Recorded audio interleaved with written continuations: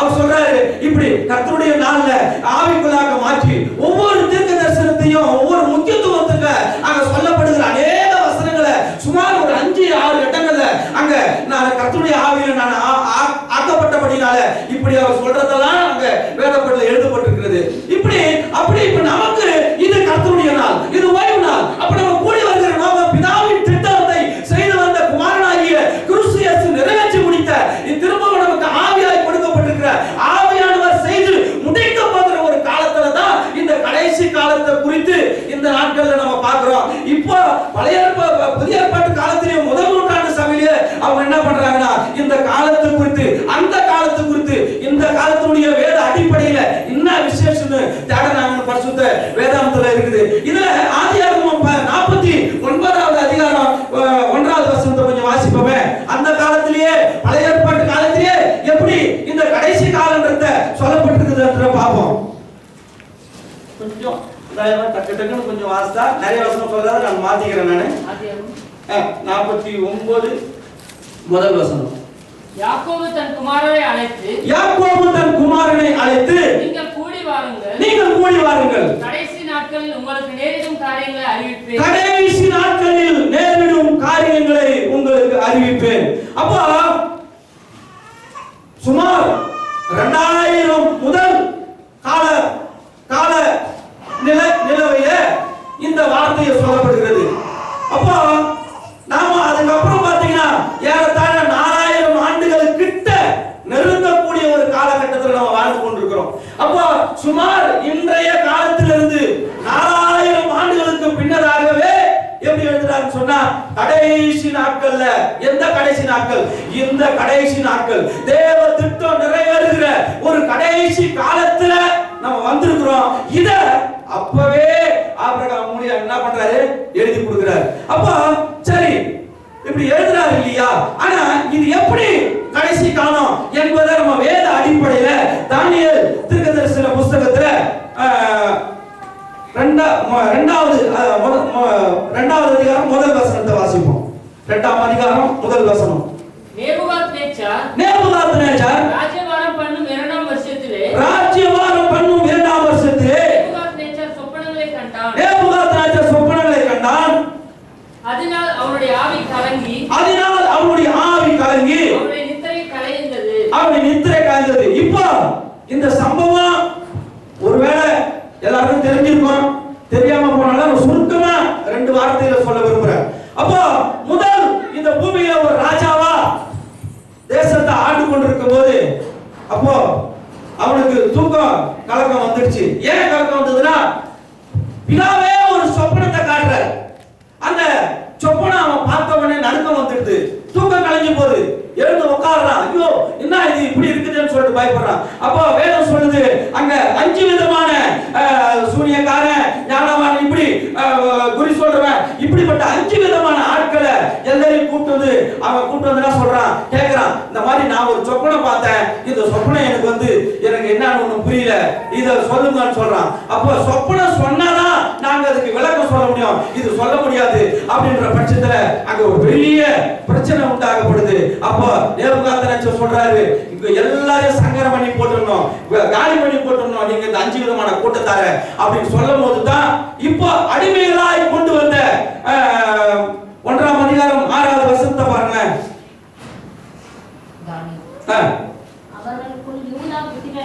அவர்களுக்குள் யூதா புத்திரராகிய தானியேல், அனனியா, மிஷாவேல், அசரியா சோதரம். அப்ப இந்த யூதா கோத்திரத்தை, இது ஒரு ரொம்ப முக்கியமான சம்பவம் யூதா கோத்திரத்தை. ஏன்னா தேவ ராஜ்யத்திற்குன்னு ஆதாம் யாவால்ல இருந்து ஒரு ராஜ்யத்தையே உலகத்துக்கு ஒரு தலைமுறையா ஒரு ராஜ்யத்தை, தேவ ராஜ்யத்தை கொண்டு வராரு. ஒரு நித்திய ராஜ்யத்துக்குரிய ஒரு ட்ராக் இதுல நம்ம பார்க்கிறோம். அப்ப அது அந்த கோத்திரத்துல இருந்து சிறையாக்கப்பட்டு கொண்டு வந்தாலும் இந்த 4 பேரை மாத்திரம் தேர்ந்தெடுத்து ஒரு சிறைச்சாலையில கொண்டு வந்தவங்கள இப்ப முன்னாடி கொண்டு வர்றதுக்கு இவங்க பயன்படுத்துகிற ஒரு பாத்திரமா இங்க செயல்படுறாங்க.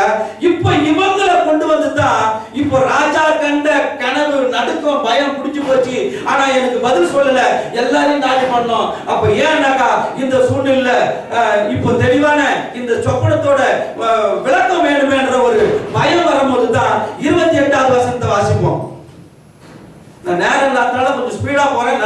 வசனத்தை கவனிக்கணும்.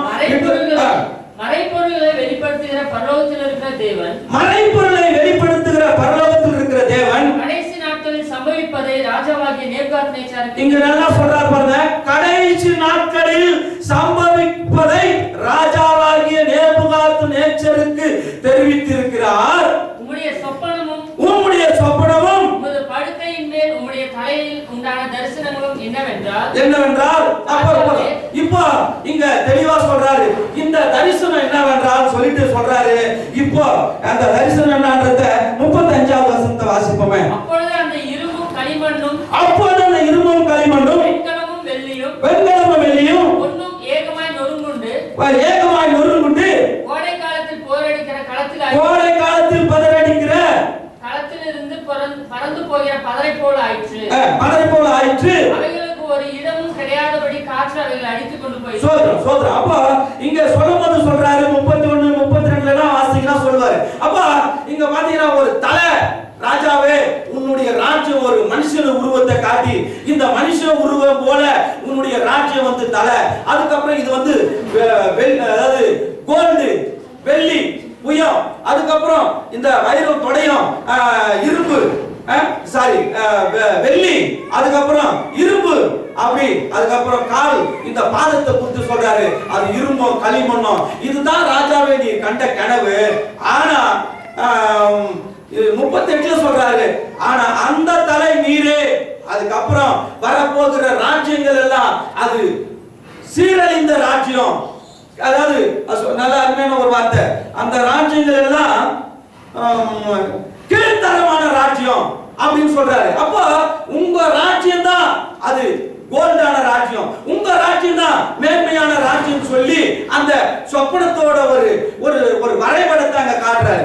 இப்போ இந்த வரைபடத்துல காட்டுவதற்கு முன்னதாக சொல்லப்பட்ட வார்த்தை என்னன்னா, பரலோகத்தில் இருக்கிற தேவன் கடைசி நாட்களில் சம்பவிக்க போகிறவைகளை உங்களுக்கு சொல்றாரு அப்படின்றத சொல்றாரு. அப்போ இந்த கடைசி நாட்களுக்கு தான் சொல்றாரு.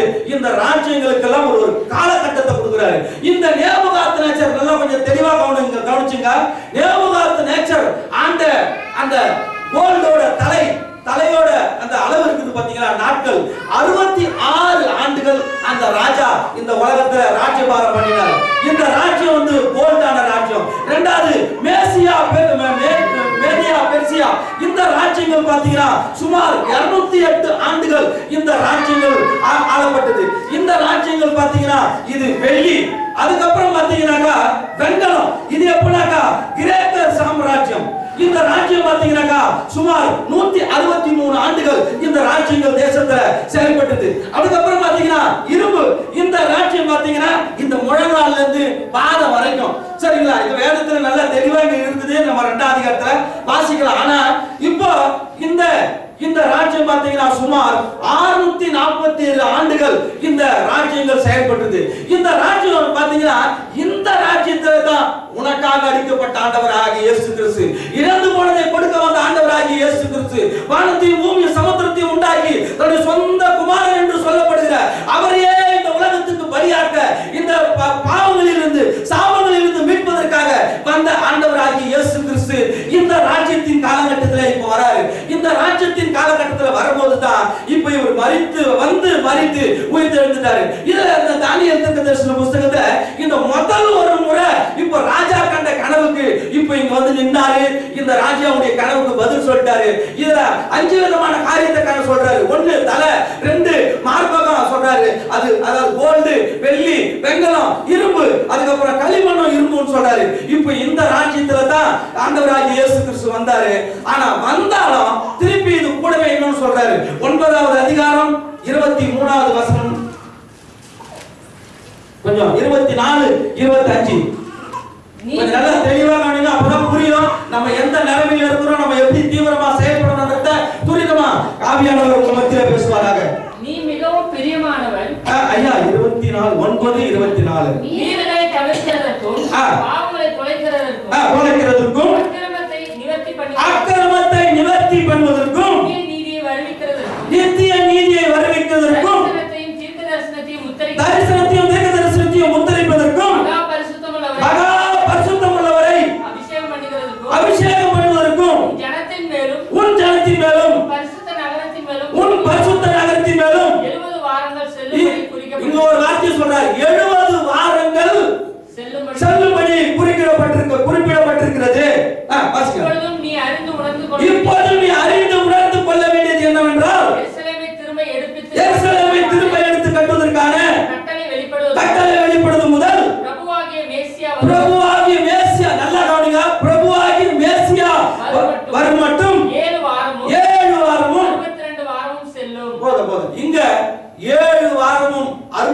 வாரம். முதல் சொல்றாரு 70 வாரம் எங்க 24ல. ஆனா 25ல வரும்போது சொல்றாரு 7 வாரமும் 62 வாரமும். இந்த முழங்கால்ல இருந்து கணுக்கால் வரைக்கும் இந்த குறிப்பிடப்பட்டிருக்கிற இரும்பு ஆகிய இந்த ராஜ்யத்துல தான் இப்போ இந்த ராஜ்யங்கள் ஆண்டு கொண்டிருக்கிற இந்த ரோம ராஜ்யத்துல தான் நமக்காக அடிக்கப்பட்ட ஆண்டவராகிய இயேசு கிறிஸ்து வராரு. ஆனா வந்தாலும் இது கூடவே இன்னொரு ட்ராக்க உள்ள வைக்கிறார். புரியுதுங்களா? இன்னொரு ஒரு அளவை ஒன்று உள்ளட்டு வைக்கிறாரு. இந்த அளவு என்ன சொல்றாருன்னா முதல் 70 வாரம் கணக்கு சொல்றாரு, அதுல திருப்பி 7 வாரம் சொல்றாரு, திருப்பி 52 வாரம். இது ரெண்டுத்தையும் நீங்க கணக்கிட்டு 62 வாரம், இது ரெண்டுத்தையும் கணக்கிட்டு பார்க்கும்போது 69 வாரம். அப்ப இன்னும் ஒரு வாரம் கேப் இருக்கு. ஒரு வாரம்னா 7 ஆண்டுகள். அப்ப 69 வாரம் முடிஞ்சு போச்சு. இன்னும் ஒரு வாரம் கேப் இருக்குது. எப்போ ஆண்டவராகிய இயேசு கிறிஸ்து இந்த உலகத்துல வந்து மரித்து உயிர்த்தெழுந்து போயிட்டார். ஆனா இன்னும் ஒரு வாரம் கேப் இருக்குது. இன்னும் ஒரு வாரம்னா 7 ஆண்டுகள். சரிங்களா? நல்லா அப்போ கவனிக்கணும். அப்போ இந்த ஒரு வாரம் இப்போ நமக்கு கேப் இருக்கு. ஆனா இப்போ சபையின் காலம் தொடங்கப்படுது. ஏன்னா ஆண்டவராகிய இயேசு கிறிஸ்து மரித்து உயிர்த்தெழுந்தார். அப்போஸ்தலர் 2ஆம் அதிகாரம் 1ஆம் வசனம் கொஞ்சம் வாசிங்க. கொஞ்சம் நல்லா கவனிங்க, அப்பதான் கொஞ்சம் தெளிவா புரியும். அப்போஸ்தலர் 2ஆம் அதிகாரம் 1ஆம் வசனம் 2ஆம் வசனம். பெந்தேகோஸ்தே என்னும் நாள் வந்தபோது அவர்கள் எல்லாரும் ஒருமனப்பட்டு ஓரிடத்திலே வந்திருந்தார்கள். அப்பொழுது பலத்த காற்று அடிக்கிற முழக்கம் போல வானத்திலிருந்து சடுதியாய் ஒரு முழக்கம் உண்டாகி அவர்கள் இருந்த வீடு முழுவதும் நிரப்பிற்று. இப்போ இங்க தெளிவா சொல்றாரு, இந்த பரிசுத்த ஆவியானவர் தேசத்துல சபைக்குள்ள மனுஷருக்குள்ள நமக்குள்ள அன்னைக்கு இருந்த கூடி இருந்த 120 பேர் மேல ஊற்றப்பட்டதனால இப்போ சபையின் காலம் இந்த உலகத்தில் தோன்றப்படுது. சபையின் காலம் இதுதான் கிருபையின் காலம். இந்த கிருபையின் காலம் தொடங்கப்பட்டு இன்றைக்கு முடிவு காலத்துல வந்திருக்கிறோம். சரி, இந்த முடிவு காலத்துல வந்திருக்கிறத எப்படி என்றால் ஆண்டவராகிய இயேசு கிறிஸ்து நமக்காக மரித்து உயிர்த்தெழுந்தாரு. இப்ப சபையின் காலம் தொடங்கப்பட்டிருக்குது. இந்த ரோம ராஜ்யம் 646 ஆண்டுகள் சொன்னேன். ஆண்டவராகிய இயேசு கிறிஸ்து வந்து போன பிறகும் வேத வல்லுநர்கள் சுமார் ஒரு சிலர் ஆண்டவராகிய இயேசு கிறிஸ்து மரித்து உயிர்த்தெழுந்த பிறகு சபையின் காலம் கிருபையின் காலம் வந்த பிறகும் 300 ஆண்டுகளுக்கு மேல சொல்றாங்க.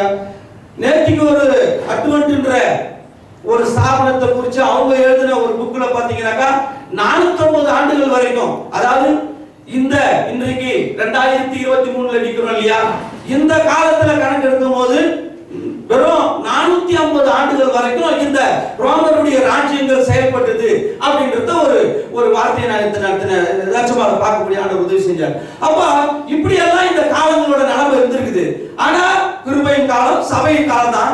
பிசாசு தன்னுடைய ராஜ்யங்களை அவன் கண்ட்ரோலுக்குள்ள கொண்டு வந்த அந்த வேலை தான் தீவிரமா அந்த ராஜ்யங்களுக்குள்ள செயல்பட்டது. ஆனா சபை இந்த பூமியில இருக்குது. சபையாகிய கிருபையின் காலத்துல செயல்பட்டு இருக்குது. இந்த சபைகளை குறித்து இப்போ இருந்த அன்றைக்கு முதல் நூற்றாண்டுல இருந்த எல்லாருமே என்ன பண்றாங்க, அவர் போகும்போது சொல்லிட்டு போனாரு, நான் திரும்பி வருவேன் அப்படின்னு சொல்லிட்டு போனாரு. இப்போ சபைகள் எல்லாமே கூடும்போதுதான் அவர் வரப்போறார். அதனாலதான் சொல்றாரு எபிரேயர் 10:37 ஒரு வார்த்தை வாசிப்போமே. நிறைய வசனங்கள் வருகையை பத்தி இருக்கு, ஆனாலும் டைம் இல்ல. சோத்திரம் கொஞ்சம் 37 வருகிறவர் இன்னும் கொஞ்சம் காலத்தில் வருவார். தாமதம் பண்ணார். அப்ப எப்படி எழுதுறாரு பாருங்க. அதே போல 1 கொரிந்தியர் 16ஆம் அதிகாரம் கடைசி வசனம் 22ல சொல்றாரு, அங்கேயும் சொல்றாரு கர்த்தர் வருகிறார். அதனாலதான் அந்த வார்த்தை தான் மாரநாதா அப்படின்னு சொல்லுவாங்க. அப்போ அந்த வார்த்தையின்படிதான் கர்த்தர் வருகிறார். அப்படி எல்லா நிருபங்களை எழுதும் போதும், பரிசுத்த பவுல் எழுதும் போதும், பரிசுத்த பேதுரு எழுதும் போதும் எல்லாம் கர்த்தர் வருகிறார். அதனாலதான் 450 ஆண்டுகள் வரைக்கும் எல்லாரும் கூடும்போது நான் வருகையை எதிர்பார்த்து தான் சபையோட ஓட்டம் இருந்தது. அப்போ இந்த செயல்படும் போது அப்போதான் பரிசுத்த வேதாகமம் புதிய ஏற்பாடு இந்த உலகத்துக்கு நமக்கு கொடுக்கப்படுது. அப்போ ஒவ்வொரு எழுதி கொடுத்த 27ல வெளிப்படுத்துற விசேஷம் சுவிசேஷம் 1 போக பாத்தீங்கன்னா மீதி அதாவது அந்த யோவான் எழுதின 1 யோவான் 2 யோவான் யோவான் எழுதின சுவிசேஷம் வெளிப்படுத்தின விசேஷம் இந்த 5 தவிர மீதி எல்லாமே 80 ஆண்டுகள்ல மொத்தமே எழுதி முடிச்சிடுறாங்க. நல்லா கொஞ்சம் தெளிவா கவனிங்க. அப்போ இதுக்கு அப்புறம் பத்மு தீவுல சிறையாக்கப்பட்ட யோவான தேவ மனுஷனை கொண்டு போய் அங்க சிறையில போடுறாங்க. சிறையில போட்ட பிறகுதான் இப்போ எல்லாருமே அவர் சொல்லிட்டு போனாரு, வரப்போறாரு வரப்போறாரு வரப்போறாரு அப்படின்னு எதிர்பார்க்கறாங்க. அப்ப ஆதியாகமத்துல முதல் 49ல 1வது வசனத்துல வாசம் இந்த கடைசி காலத்தை குறித்து இந்த தானியேல் தீர்க்கதரிசி நேபுகாத்நேச்சர் கண்ட கனவுக்கு தானியேல் சொல்றாரு, இது கடைசி காலத்துக்காக மறைபொருள ராஜாவே உங்களுக்கு வெளிப்படுத்துகிறார். ஆனா இவ்வளவு காலங்கள் வந்துச்சு, இப்ப இயேசு கிறிஸ்து மரித்து உயிர்த்தெழுந்து போயிட்டாரு. போகும்போது சொன்னாரு திருப்பி வரப்போறேன்னு சொன்னாரு. சீசர்களும் எழுதி கொடுத்த பரிசுத்தவான்களும் எல்லாரும் அப்போஸ்தலர்களும் அவர் வரப்போறாரு வரப்போறாரு வரப்போறாரு எதிர்பார்க்கறாங்க. ஆனா அன்றைக்கு எருசலேமுக்குள்ள 7 விதமான சபைகள் அங்க செயல்படுது. அதுதான் வெளிப்படுத்துற விசேஷம். முதல் சொன்ன இல்லையா 1:10.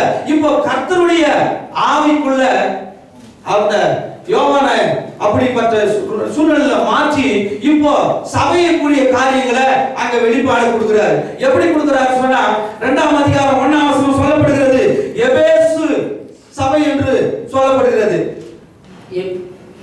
எபேசு சபை தூதனுக்கு டைம் இல்ல அதனால அப்போ அங்க எபேசு சபை என்று சொல்லப்படுகிறது. இரண்டாவது பாத்தீங்கன்னாக்கா 8வது வசனத்துல சிமர்னா சபை என்று சொல்லப்படுகிறது. 14வது வசனத்துல பெர்காமு சபை என்று சொல்லப்படுகிறது. அது மாத்திரமல்ல 18ல தியத்ரா சபை என்று அங்க எழுதப்பட்டிருக்கிறது. அது மாத்திரமல்ல 3வது அதிகாரம் 1ஆம் வசனத்துல சர்தை சபை என்று சொல்லப்பட்டிருக்கிறது. 7வது வசனத்துல பிலதெல்பியா சபை என்று சொல்ல எழுதப்பட்டிருக்கிறது. அது மாத்திரமல்ல 14ல லவோதிகேயா சபை என இங்க சொல்லப்பட்டிருக்கிறது. அப்ப இந்த 7 விதமான சபை அன்னைக்கு நேரடியா இருந்தது. ஆனா இதுல தான் தேவ ரகசியம் இருக்குது. இப்போ 7 விதமான சபை அன்னைக்கு நேரடியா சபைகள் இருக்கப்பட்டது.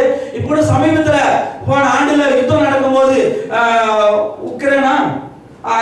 உக்ரைனுக்கும் அந்த இதுக்கும் சண்டை நடக்கும்போது இந்த பழங்கால ப்ரமோடெல்லாம் உடைச்சிட்டாங்கன்னு சொல்லிட்டு டிவியில நியூஸ் கேட்டிருப்போம். அப்ப ஏன் இதுனாக்கா அங்க இருந்த ஒரு சில தேவ ஆலயங்கள், அதாவது அன்னைக்கு சொல்லப்படுகிற அந்த ஒவ்வொரு லவோதிகேயா சபை இப்படி சொல்லப்படுதுல எபேசு சபை அப்படிப்பட்ட இடங்கள் இருந்த இடத்தெல்லாம் கடைசியா உடைச்சிட்டாங்க. ஏன்னாக்கா இது கடைசி காலத்துக்காக ஒரு சில சூழ்நிலைகளுக்காக வைக்கப்பட்டிருந்த ஒரு சூழ்நிலை. அதனாலதான் இந்த 7 விதமான சபையை குறித்து இப்போ இந்த 7 விதமான சபை முதல் தொடங்கப்பட்ட காலம் தான் அப்போஸ்தலர் 1ஆம் அதிகாரம் 1ஆம் வசனம் 2ஆம் வசனம். இப்போ இந்த நாட்கள்ல தொடங்கப்பட்ட இந்த முதல் நூற்றாண்டுல ஆண்டவராகிய இயேசு கிறிஸ்து மரித்து உயிர்த்தெழுந்து அந்த 50வது நாள்ல சபையில முதல் தொடங்கப்பட்ட சபையின் காலம் தான் எபேசு சபையின் காலம். இந்த எபேசு சபையின் காலம் பாத்தீங்கன்னாக்கா சுமார் 100 ஆண்டுகள் இந்த எபேசுடைய சபையினுடைய காலகட்டங்கள் இந்த பூமியில செயல்பட்டது. அப்போ கிபி முதல் நூற்றாண்டுல இந்த முதல் நூற்றாண்டு காலகட்டத்துல இந்த எபேசு சபையினுடைய காலகட்டம். 2வது சபையினுடைய காலகட்டம் பாத்தீங்கன்னா இந்த சிமர்னா சபையின் காலகட்டம் பாத்தீங்கன்னா சுமார் கிபி 300 ஆண்டுகள் வரைக்கும் இந்த சபையின் காலகட்டங்கள் செயல்பட்டது. அப்புறம் இந்த பெர்காமு சபை சுமார் 500 ஆண்டுகள் இந்த காலகட்டங்கள் சபையினுடைய காலகட்டங்கள் செயல்பட்டு கொண்டிருந்தது. இந்த காலகட்டத்தை வரைக்கும் பாத்தீங்கன்னா இன்றைக்கு சபைகள் ரோமன் கத்தோலிக்க நாங்க தான் முதல்ல ஒரு சிலர் சொல்லுவாங்க, நல்லா தெளிவா கேட்டுங்க. ஆனா இது வரைக்கும் இந்த ரோமன் கத்தோலிக்கன்ற ஒரு விக்கிரக வழிபாடு தேசத்துல கிடையாது. ஏன்னா ஆவிக்குரிய சபை இருந்தது. இந்த ஆவிக்குரிய சபை மணவாளனாகிய கிறிஸ்து இயேசு வரப்போகிற மணவாளனை எதிர்நோக்கி அவர் வருகைக்காகவே காத்துக் கொண்டிருந்த சபை இந்த காலகட்டமாக இருந்தது. ஆனா இப்போ இந்த சபை காலகட்டம் வரும்போதுதான் சத்துரு நயவஞ்சகமா இந்த பூமிக்குரிய ராஜ்யங்களின் நிமித்தம் இந்த பூமியில எப்படியாகிலும் அவனுடைய ராஜ்யத்தை நிறுவ வேண்டும் என்பதற்காக இப்ப சபைக்குள்ள வருவதற்காக தான் சபைக்குள்ள தன்னுடைய ராஜ்யத்தை கொண்டு வந்து அவன் என்ன பண்ணிட்டான், அவனுடைய மேலோங்கி வந்து வருவதற்காக இந்த காலகட்டத்தை இந்த சபை 3வது சபை பெர்காமு இந்த சபையின் காலகட்டத்துல தான் இப்ப அவன் உள்ள வந்து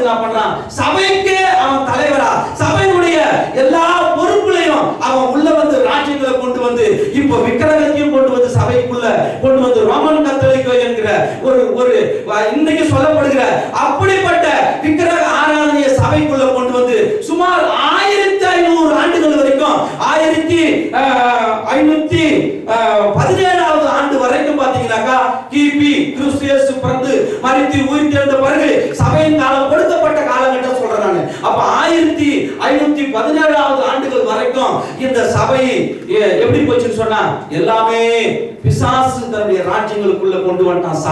சபையை கொண்டு வந்து முடக்கிட்டான். அப்போ இது வரைக்கும் நடக்கப்பட்ட சபை பாத்தீங்கன்னாக்கா இந்த தேத்ரா சபை வரைக்கும் சபை அப்படியே கட்டப்பட்டு போயிடுச்சு.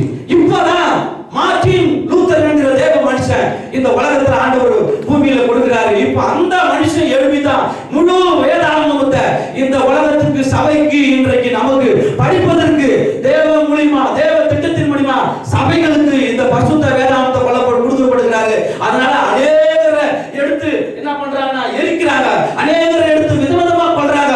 அப்போ இந்த சம்பவத்துல சொல்லப்படுகிறது மனுஷர்களை எல்லாம் கும்பலா வச்சு அவங்களை கொளுத்தி அவங்க எரியிற நெருப்புல ராஜாக்கள் குளிர் காய்ச்சாங்கன்னு சொல்றத ஒருவேளை கேள்விப்பட்டிருக்கலாம், இல்ல படாம இருக்கலாம். அப்படிப்பட்ட ஒரு நிலவரம் அந்த பூமிக்குள்ள ராஜ்யங்கள்ல செயல்பட்டு இருந்திருக்குது. ஆனா இப்பதான் சபைகளுக்கு ஒரு வெளிச்சத்தை, சபைகளுக்கு ஆண்டவர் நானே இந்த உலகத்துக்கு மெய்யான ஒளின்னு அவரே இந்த உலகத்துக்கு வந்து வெளிச்சத்தை காட்டி அவரே மரணத்திலிருந்து ஜெயத்தை எடுத்து கொடுத்துட்டு போனாலும் இந்த பூமிக்குரிய தேவ ராஜ்யம் செயல்பட வேண்டிய சபையை சத்துரு கொண்டு வந்து எல்லாம் கொண்டு வந்து தந்திரமா அவனுக்குள்ள மாத்திட்டான். அப்ப மாத்திட்ட பிறகு மார்ட்டின் லூத்தரை கொண்டு வந்து இப்போ சபையினுடைய வெளிச்சத்தை, சபையினுடைய அநேகருக்கு தேவ ராஜ்யத்தை இந்த உலகத்துக்கு நிரூபிக்கிற ஒரு தேவ மனிதனா கொண்டு வந்த பிறகுதான் இந்த காலகட்டத்திலிருந்து இப்போ சர்தை என்கிற ஒரு காலகட்டம் இந்த பூமிக்கு 1700வது ஆண்டு இந்த காலகட்டம் வரப்படுகிறது. இந்த காலகட்டம் வர்றதுனால என்ன ஆகுது சொன்னா இப்போ தேசம் முழுவதும் மிஷனரிகளா உலகம் எங்கிலும் பரவுறாங்க. மிஷனரிகளால உலகம் தேசம் முழுவதுமா பரவப்படுது. முழு தேசம் முழுவதும் மிஷனரிகளால தேசம் பரவப்பட்டு இந்த எந்த சபை, இந்த ஆதி சபை, அப்போஸ்தல எபேசு சபை, இந்த பெந்தேகோஸ்தே சபை, இந்த தேவ ஆவியை பெற்ற சபை இன்றைக்கு தேசம் முழுவதுமா அப்படியே பரவிக்கிட்டு வருது. அப்போ கடைசியா சொல்லப்படுகிற நானு டைம் இல்லாதனால கொஞ்சம் ஸ்பீடா சொல்றேன், நல்லா கவனிங்க. கடைசி சபை இப்போ 7வது சபை இந்த லவோதிக்கே சபை 1900 அந்த காலகட்டங்கள்ல இந்த சபையின் காலகட்டம் கொடுக்கப்படுகிறது. இப்போ நம்ம எந்த நாட்கள்ல இருக்கிறோம்? கடைசி. அப்ப இந்த 7 விதமான சபை அன்னைக்கு இருந்தது. அதே நேரத்தில் அது நாளாட்டமா இந்த வரப்போகிற காலங்களை குறித்து இந்த சபை கொடுக்கப்பட்ட காலத்தில் இருந்து முடிவுபட போகிற காலம் வரைக்கும் 7 காலகட்டங்களாய் குறிக்கிற ஒரு பரிசுத்த வேதாகமா இந்த முதல் வெளிப்படுத்தல் விசேஷத்துல 1ஆம் அதிகாரத்திலிருந்து 3ஆம் வசனம் 3ஆம் அதிகாரம் வரைக்கும் இந்த 7 விதமான காலகட்டங்களை சொல்றதுக்கு ஒரு முறை அப்போஸ்தலர் வெளிப்படுத்தல் விசேஷம் 1:10 ஒரு முறை ஆவிக்குள்ளாய் மாத்துறாரு. திருப்பி 4ஆம் அதிகாரத்திலிருந்து 20ஆம் அதிகாரம் வரைக்கும் இந்த 7 வருஷம் அதாவது ஒரு வருஷம் ஒரு ஆண்டு ஒரு என்ன சொன்னா ஒரு வாரம் அந்த 70 வாரத்துல 69 போக இன்னும் ஒன்று இருக்கு சொன்னலையா. இந்த காலகட்டத்துக்காக ஒரு வாரம் என்கிற 7 ஆண்டுகள் இப்போ நிறைவேற போகிற ஒரு காலகட்டத்தையும் இங்க இந்த கேப்ப காட்டுறாரு.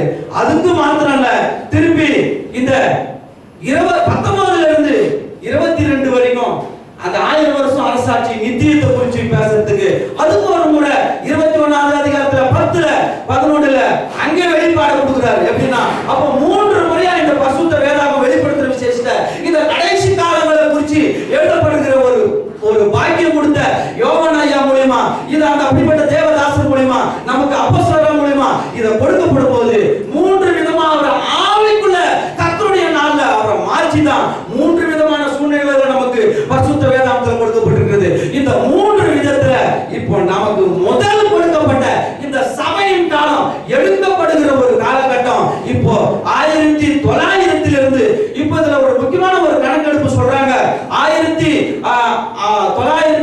1960ல பாத்தீங்கன்னா முதல் இங்கிலாந்து தேசத்துல சபைகளை விற்க ஆரம்பிச்சாங்க. இப்ப சமீபத்துல சொல்றாங்க 50,000 சபைகளை இது வரைக்கும் தேவையில்லை. இப்போ ஒரு சிலர் உங்களுக்கு தெரிஞ்சு ஊழியர்களுக்கு தெரியும், ஒரு சிலர் என்ன பண்ணுவாங்கன்னா ஐயா என்னால வயசு முடியல, நான் அங்க இருந்து வந்து இவ்வளவு தூரம் நடத்த முடியாது, இந்த சபையை நான் யாருன்னா கொடுத்துடுறேன், அதனால எனக்கும் காசு இல்லையா அப்படின்னு சொல்லிட்டு ஒரு சிலர் இன்னொரு ஊழியக்காரர் கொடுத்துட்டு போவாங்க. இந்த மாதிரி வித்தது இல்ல. இந்த சபைகளை வித்தது காரணம் எப்படின்னா, அதாவது சினிமா தியேட்டர், அது மாத்திரம் இல்ல கேளிக்கை இடங்கள், அது மாத்திரம் இல்ல விபச்சார விடுதி, இப்படி அநேக காரியங்களுக்கு சத்துரு தன்னுடைய நயவஞ்சகமா அவனுடைய ராஜ்யத்துக்காக கொண்டு வரப்பட்ட இடமா மாறி சபைகள் எல்லாம் இப்படி நிறைய மாறப்பட்டிருக்கிறது. ஏன்னா கடைசி காலத்துல சபை எப்படி இருக்கும்ன்றத வாசித்து நம்ம முடிக்க போறோம். இந்த லவோதிக்கா சபை எப்படி இருக்கும், இந்த 6 விதமான சபைகள் எப்படி இருந்ததுன்றத எல்லாத்தையும் சொல்ல முடியாது. ஆனாலும் இந்த தியேத்ரா சபையின் காலகட்டத்துல தான் நமக்கு மார்ட்டின் லூத்தர் வந்தாரு. ஆனா அதுக்கப்புறம் உள்ளூர் சபை வர வரைக்கும் இந்த மார்ட்டின் லூத்தருடைய வேலை தீவிரமா மன்னிக்கணும் 1500 சந்தை சபையின் காலகட்டத்துல தான் அவர் வந்தாரு.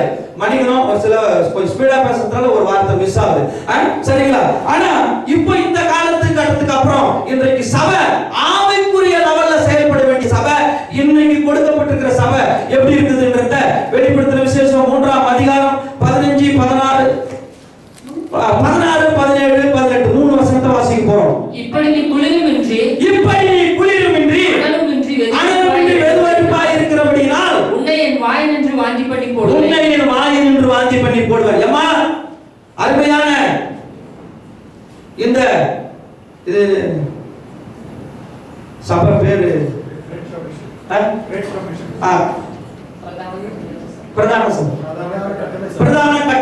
பிரதான கட்டளையாகிய சபையில வந்திருக்கிற அருமையான தகப்பனே, அருமையான சகோதரியே, அருமையான தாயே, சபையே நம்மளை பார்த்து சொல்றார். இன்றைக்கு சபை எந்த நிலைமையில இருக்குதுன்னா, அது அனலுமின்றி குளிருமின்றி இல்லாத ஒரு சபையா இந்த லவோதிக்கா சபை காலகட்டத்துல சபை வரும். அதனாலதான் தானியேல் 2வது முறை 9வது அதிகாரத்துல பாத்தீங்கன்னா அவர் பார்க்கிறாரு, தரிசனத்தை பார்க்கிறாரு. பார்த்த உடனே சொல்றாரு, நீ இதை எழுதி கூடாது, இதை மறைச்சு வை, இது உன்னோட வேலை இல்லை. ஏன் தெரியுங்களா?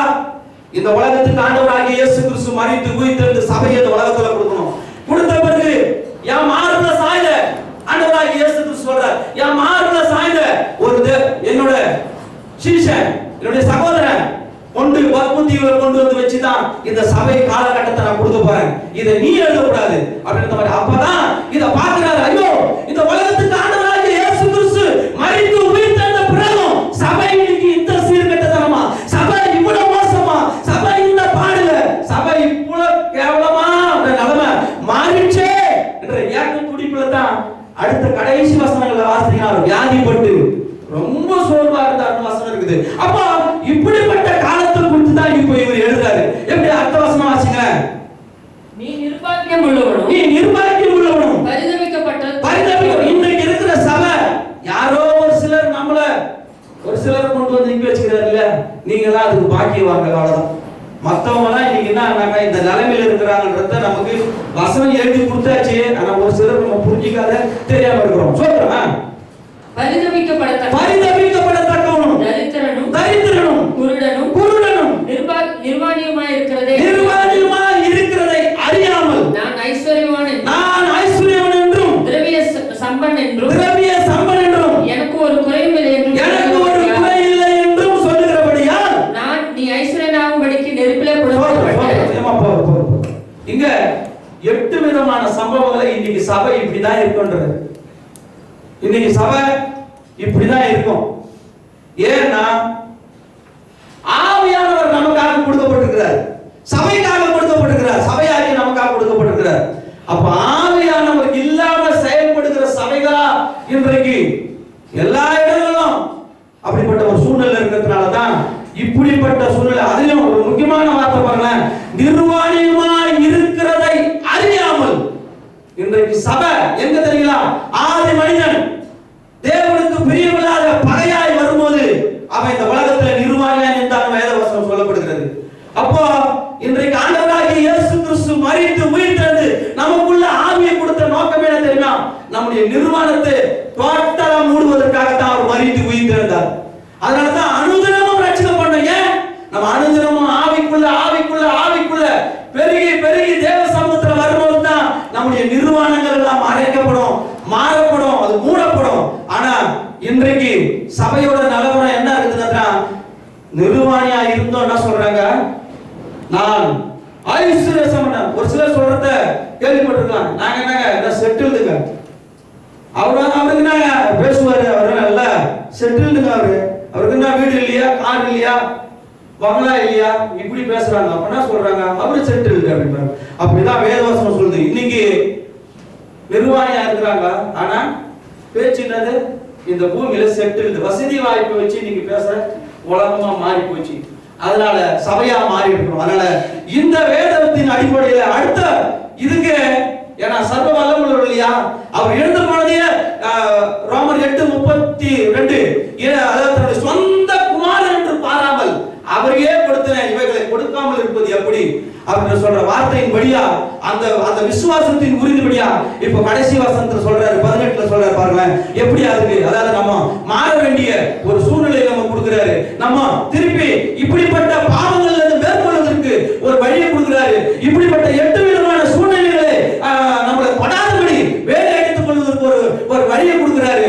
ஏன்னா சபை அவர் விரும்புறாரு.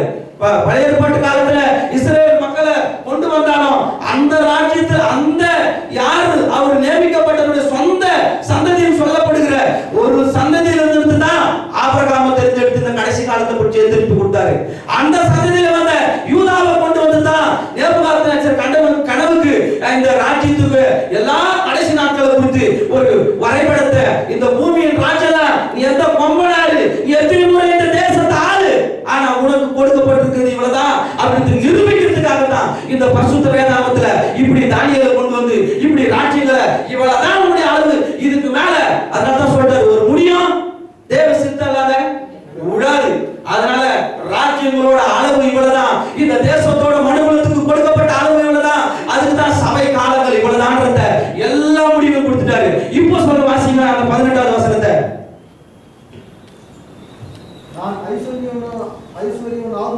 நான் ஐஸ்வர்யவனாகும்படிக்கு நெருப்பிலே புடமிடப்பட்ட பொன்னையும் உன் நிர்வாணமாகி அவலட்சணம் தோன்றாதபடிக்கு நீ உடுத்திக் கொள்வதற்கு நல்ல வேத வசனத்தை எல்லாம் கவனிக்குமாங்க தான் நான் திருப்பி 2வது முறை சொல்றேன். அப்ப இங்க சொல்றாரு, நீ உடுத்திக் கொள்வதற்கு வெண் வஸ்திரங்களையும் என்னிடத்திலே வாங்கிக் கொள்ளவும் நீ பார்வை அடையும்படிக்கு உன் கண்களுக்கு கலிக்கப்படும் வேண்டும் என்று உனக்கு ஆலோசனை சொல்லுகிறேன். அப்போ நம்ம தான் ஜெபம் பண்ணி வெண்வஸ்திரத்தை கேட்டு வாங்கி கொள்ளணும். நம்ம தான் கண்களுக்கு கலிக்க போடும்படி. ஏன் தெரியல கண்களுக்கு கலிக்க போடணும்? முதல் ஏவாள் கண்கள்ல பார்த்தாங்க, 3 விதமான அவங்களுக்கு இச்சை தோணுச்சு. 2வது நம்ம ஒடியவான் 2:16-17 சொல்றாரு, கண் மாம்சத்தின் இச்சை, கண்களின் சித்த, ஜீவனத்தின் பெருமை. இந்த 3 விதமான சம்பவங்களை முதல் வர்றதுக்கு காரணமே கண்ணுதான். மனுஷனுக்கு கண்ணுதான் முதல் பாவத்துக்கு பலியாக்கப்பட்டது. அதனால இப்படிப்பட்ட கண்களுக்கு நீ கலிக்க போடணும். இப்படிப்பட்ட சரீரம், நிர்வாணமா இருக்கிற சரீரம், இந்த தேவ ராஜ்யத்துக்கு நீ மேல வரணும். இந்த சபை கடைசி காலத்துல இப்படி பணத்துக்கும் ஆடம்பரத்துக்கும் சபை எதையோ உலகத்தை பார்த்து ஏமாந்து, இன்னைக்கு BMW சென்னையில பாத்தீங்கன்னா BMW கார்ல வராங்கன்னு சொல்றதுக்காக ஒரு சில ஊழியக்காரங்க, நாங்க என்னங்க எங்களுக்கு என்னங்க இருக்குது, அவரை மாதிரி என்ன BMW, நான் நிறைய ஊழியக்காரங்க பழக்கத்தினால சொல்ல வரேன் அப்படி சொல்லி இவங்க அதுக்காக எதையோ பண்ணுன்ற கோணத்துல வந்துட்டோம்.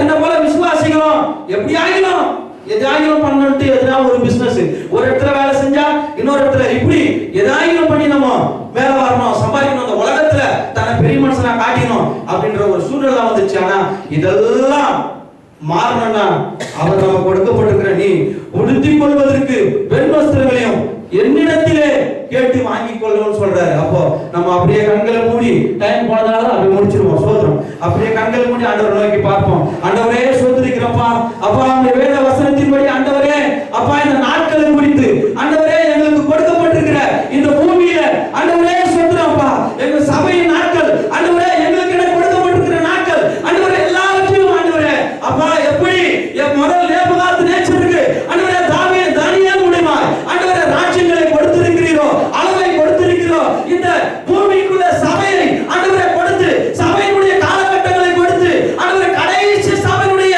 எல்லையும் குறிக்கப்பட்டு, சபை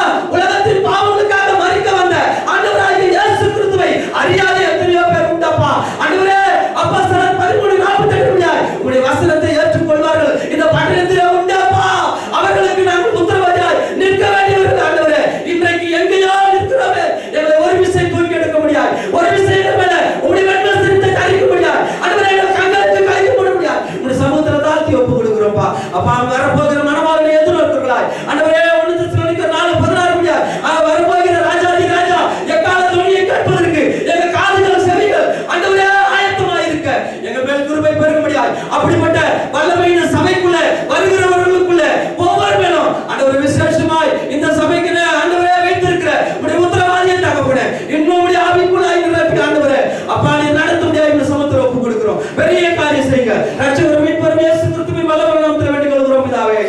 ஆமென்.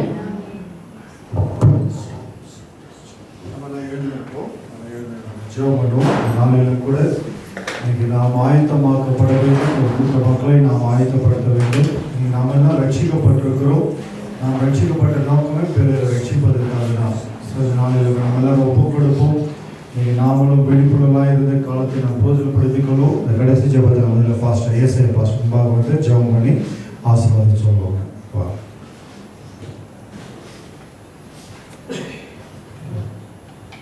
ஜெபிக்கலாமா? சபை சபை சபைன்னு சொன்னாரு. சபை எங்க இருக்குது? உனக்கு கிடைத்த இந்த நாளில் ஆகிலும் சமாதானத்தை அறிந்திருந்தாயானால் நலமா இருக்கும். லோக்கா 19:42 44 இதெல்லாம் இடிக்கப்படும் நாள் வரைக்கும் நீ தான் நிற்கணும்.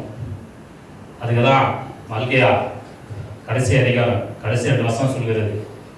எலியா தீர்க்கதரிசி அனுப்பியிருக்கிறேன். பிதாக்கள் இருதயத்தை பிள்ளைகளுக்கும் பிள்ளைகள் இருதயத்தை பிதாக்களுக்கு திருப்பத்தக்கதாக. எந்த சபை திருப்பம்? நீ நான் தான். அதுக்கு தான் முன்னாடியாக யோவான் அனுப்பி வச்சுக்கிறேன். லூக்கா 1ஆம் அதிகாரம் 17-18 வாசிக்கும் போது நம்ம சொல்ற யோவான் தீர்க்கதரிசிகளை என்ன பண்ணோம்? பூமியில் அனுப்பி இஸ்ரவேல் ஜனங்களை பூமியில் அனுப்பினா ஒரு பக்கமாக திருப்பத்தக்கதாய் அனுப்பியிருக்கிறாரு. எப்படின்னா பிள்ளைகள் இருதயத்தை பிதாக்களுக்கும் பிள்ளைகளுக்கும் கீழ்ப்படியாத ஜனங்களை தேவனத்துக்கு திருப்பும்படியாக ஒன்ன குறிச்சிருக்கிறார். இதுதான் சபை. இந்த சபை நடுங்குச்சுன்னா அவ்வளோதான். இந்த சபை கலங்குச்சுன்னா அவ்வளோதான். சபை எழும்பலன்னு அவ்வளோதான். சபை நிக்கலன்னு அவ்வளோதான். அதனால உனக்கு கிடைத்த அந்த நாளில் ஆக்கினோம் சமாதானத்தை அறிந்திருந்தா என்ன? நான் மட்டும் சர்ச்சைக்கப்பட்டா போதும், நான் மட்டும் இருந்தா போதும் இல்லை. உலக மக்கள் எல்லாரும் ரட்சிக்கப்படும், எல்லாரும் தேவனத்துக்கு சேர்க்கணும். அதான் முன்னமுள்ள தோட்டத்துக்கு முன் குறித்திருக்கார். அதெல்லாம் ஒருமனை பற்றி ஜெபிப்போம். Praise the Lord. இந்த நேம் ஆஃப் ஜீசஸ். ஹல்லேலூயா. ஸ்தோத்திரம் ஆண்டவரே, உம்மை ஸ்தோத்திரிக்கிறோம். எங்கள் பரிசுத்தம் இரக்கம் நிறைந்த பரலோக பிதாவே, ஆண்டவராய் இயேசு கிறிஸ்து நாமத்திலே அடிமைகளை சமத்துவமாக தாழ்த்துகிறோம். கர்த்தாவே, விசேஷ விதமாக இந்த ஆராதனையிலே ஆண்டவரே கேட்ட சத்தியத்தின் பிரகாரம் ஆண்டவரே அப்பா தானியேலோடு கூட ஆண்டவரே சபை ஆண்டவரை முடித்தீர். ஆண்டவரே அப்பா சுமத்தாவை முடிவு ஆண்டவரே முடித்து எங்களுக்கு தொடங்கும்படியாய் உலகமெங்கும் சேர்த்து சுவிசேஷத்தை அறிவித்து நாமத்தை மகிமைப்படுத்தி எல்லா மக்களும் பக்கம் சேர்க்கும்படியாய் எங்களை சுதந்திரத்தை கொடுத்திருக்கிற ஆண்டவரே, விடுதலை கொடுத்திருக்கிற ஆண்டவரே, சமாதானத்தை கொடுத்திருக்கிற ஆண்டவரே, ஞானத்தை கொடுத்திருக்கிற ஆண்டவரே, புத்தியை கொடுத்திருக்கிற ஆண்டவரே. ஆண்டவரே என் கண்களுக்கு மறைவாய் இருக்கிறது, இப்பொழுது தெளிவுபடுத்தும் போதெல்லாம் எழுப்பி பிரகாசிக்கத்தக்கதாய் அது உதவி செய்யும்படியா ஜெபிக்கிறோம். எழுப்பு சீயோனே என்று சொல்லியிருக்க ஆண்டவரேப்பா. ஆண்டவரே இந்த நாளில் எழுப்பி பிரகாசிக்கத்தக்கதாய் ஊழியரோடு ஆண்டவரை விசுவாசிகள் ஒருமித்து அதை ஊழியர் செய்யத்தக்கதாய் சபையோடு சபையாய் ஆண்டவர் நாமத்தை மையப்படுத்தத்தக்கதாய் ஆண்டவரே இந்த பட்டணத்தை முழுசும் ஆண்டவருடைய மகிமை இறங்கத்தக்கதாய் எனக்கு அதிகாரம் கொடுத்திருக்கிறார். ஆண்டவர் எனக்கு அதிகாரம் கொடுத்திருக்கிறது. முழு உள்ளத்தோடு முழு ஆத்மோடு முழு சரீரத்தோடு கூட எல்லாம் எழுப்பி பிரகாசிக்க உதவி செய்ய வேண்டுமாக ஜெபிக்கிறோம். மத எல்லாரும் சத்தியத்தை கேட்ட எல்லாரும் கர்த்தர் ஆண்டவரே சொன்ன சத்தியத்தை மதிவீர்கள். சத்தியம் உங்களை விடுதலையாக்கும் என்று சொல்லியிருக்கப்பா.